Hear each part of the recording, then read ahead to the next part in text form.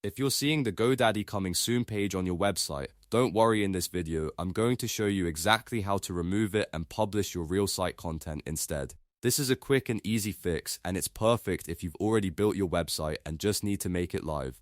If this video helps you out, make sure to hit that like button and subscribe for more simple tech tutorials just like this. Alright, let's jump right in. First, log into your GoDaddy account. Once you're signed in, you'll land in your main account area where all of your products and services are listed.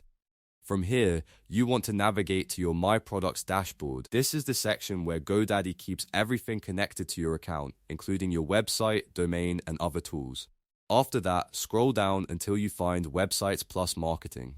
Next to your site, click Manage. This takes you into the website settings for the specific site that is currently showing the Coming Soon page. Once you're inside, click Edit Website to launch the Visual Site Editor. This is where you can view and edit the actual content of your website before publishing it live. If your site still shows a placeholder or Coming Soon page, this is the step that gets you back into the real website builder. Now that the editor is open, make sure everything on your site looks the way you want it to appear publicly. If needed, you can make small edits, update text, swap images, or adjust sections before going live. When you're ready, click Publish in the top right corner. This is the most important step because publishing makes your live content visible and replaces the Coming Soon page with your actual website.